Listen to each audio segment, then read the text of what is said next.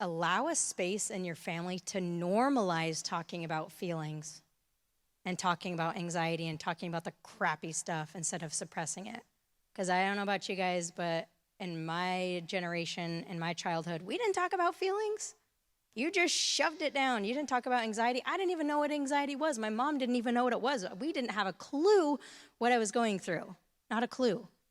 And so if we can normalize talking about the feelings and talking about emotions and how do you feel? Why do you feel that way? And not always having to like come up with a reason why you feel that way, but just being with the feelings. Right? So for example, my sister is dealing with some stuff with her, 6-year-old, where she's, having some anxiety and stuff. And she was like, well, what can I do? And I was like, well, what are you doing? And she's like, I'm asking her, like, why are you anxious? Why are you anxious? I'm like,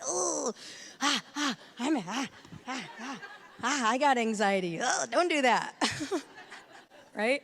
So I'm like, instead of like asking why, because that doesn't help an anxious person, instead of asking that, like, can you literally just say, okay, you're allowed to feel that way. You're allowed to feel anxiety. You're allowed to feel not good enough. You're allowed to feel self-doubt. You're allowed to feel like crap, right? And it's so important that we let our kids feel those things, and that goes back to being the snowplow parent, not just with the physical failure, but with those emotional things. Like, let them feel. Let them really feel their feelings and sit in their feelings. And in order for them to do that, though, you have to do it yourself. You have to do it. If you're suppressing, and you're like, hey, let's go feel your feelings, that's not going to go over very well.